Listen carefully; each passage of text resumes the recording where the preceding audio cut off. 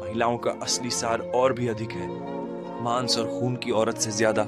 असल में सभी पुरुष स्वार्थी होते हैं। उन्होंने भी वही अनुभव किया, लेकिन पत्नी को माफ नहीं किया। शारीरिक और आत्मिक शुद्धता का बहाना क्लेयर की नफरत छिपाने के लिए था। धोखा महसूस कर क्लेयर ने शादी की रात अकेले घर छोड़ दिया।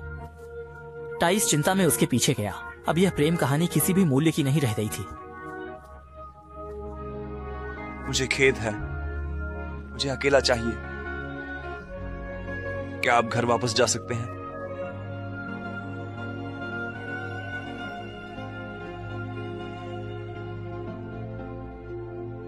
कुछ लोगों का जीवन जन्म से ही दुख भरा होता है। ताइस इसका प्रमाण थी। वह हार जो अब भी प्यार की गर्मी बचाए थी, अब बहुत कष्टदायक लग रही थी। अगले दिन सुबह ताइस अपने पति की पुकार से जाग उठी। क्लेयर ने नाश्ता तैयार कर दिया था, लेकिन दोनों अब अजनबी हो गए थे। न कोई मीठी चुंबन, न कोई बातचीत। हवा में असहजता का माहौल था। अंततः तैस ने मौन तोड़ा। विवाह में प्रेम न हो तो साथ रहना व्यर्थ है।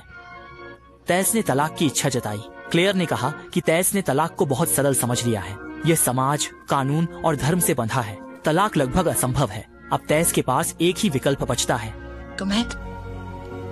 तुम दूर चले जाओ। लेकिन क्या करोगे? मैं घर जा सकता हूँ। घर? पक्का है? हाँ बिल्कुल, हमें अलग होना है। क्लेयर ने ताइसी को घर भेजा और कुछ पैसे भी दिए। शायद वह ताइसी का सच्चा प्यार था, लेकिन संकीर्ण सोच वाला व्यक्ति। न जाने दोनों का फिर मिलना होगा या नहीं। ताइसी घर लौट आई, जैसे 4 साल पहले चचेरे भाई ने भेजा था। वह बिना पीछे देखे चली गई, जिससे इस संबंध का अंत हो गया। घर पहुंचने के बाद माँ बेटी गले लगकर रो पड़ी। माँ अब भी उसकी नासमझी की शिकायत कर रही थी, लेकिन इस बार उसमें अधिक सहानुभूति थी। उस दिखावटी पिता का उसकी वापसी पर क्या विचार होगा? पिता क्या कहेंगे, सोचकर डर लगता है। उन्होंने पूरे घर में केवल शादी की ही बातें की हैं। अब आपने इस पूरी स्थिति को और भी अधिक जटिल और परेशानियों से भरा बना दिया है। हे भगवान, हे भगवान। ताइसी को यह एहसास हुआ कि अब वह अपने घर पर नहीं रह सकती है। इसलिए उसने तीसरी बार घर छोड़ने का निर्णय लिया और अपने पति द्वारा दिए गए सारे पैसे अपने परिवार के लिए छोड़ दिए।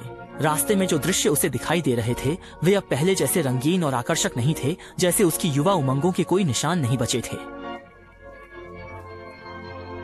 कभी सम्मानित महिला अब लोगों के तानों का सामना कर रही थी, लेकिन उसकी दुख भरी कहानी यहीं समाप्त नहीं हुई।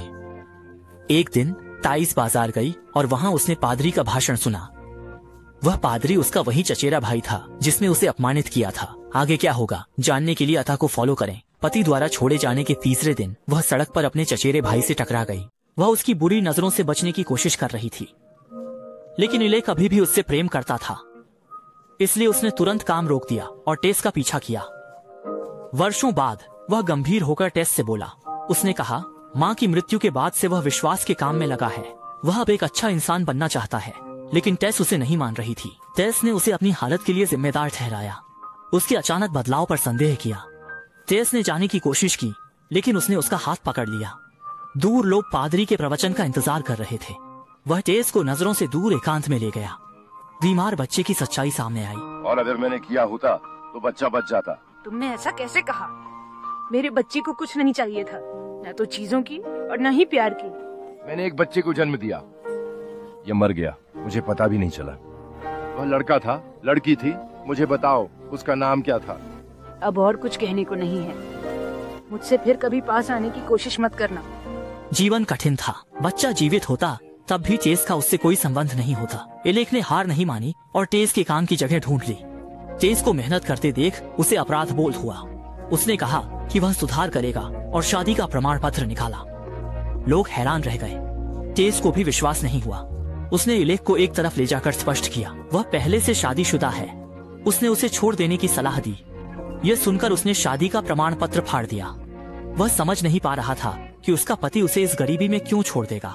असल में यह सब इलेक की वजह से हुआ था। जब टेस के पति को पता चला कि उसके चचेरे भाई ने उसका अपमान किया है, तो उसने तुरंत उसे छोड़ दिया। इसके विपरीत चचेरे भाई के आने से उसका जीवन फिर से उथल पुथल में पड़ गया। उस आदमी ने तैस को पाने की कोशिश की। तुम मेरे साथ रहो। टेस, मेरी गाड़ी बाहर है, ये मेरा है प्रिया, उसका नहीं। मेरे साथ चलो, अब चलो, हमेशा के लिए। पर याद रखना मेरी प्यारी, पहले मैं तुम्हारा मालिक था, अब फिर से बनूंगा। अगर तुम किसी की हो तो मेरी हो। आने वाले दिनों में इलेक हमेशा खोया रहता, हाथ में पवित्र बाइबल लिए, लेकिन उसका मन अधिकार की भावना से भरा था। दूसरी ओर टेस भारी मेहनत सहन नहीं कर पा रही थी। इलेक अक्सर उसे काम पर परेशान करता। उसका उद्देश्य साफ था, वह टेस को पाना चाहता था।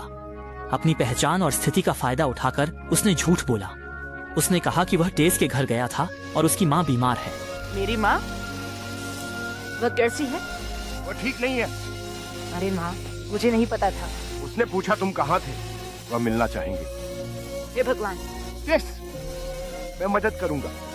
मेरे पास इतना है कि मैं तुम्हें और तुम्हारे परिवार को आराम से रख सकूं। आपके माता पिता, आपके भाई बहन। भगवान, भाइयों बहनों का नाम मत लो। अगर आप मदद करना चाहते हैं, भगवान जानता है, मुझे बकाए बिना करो।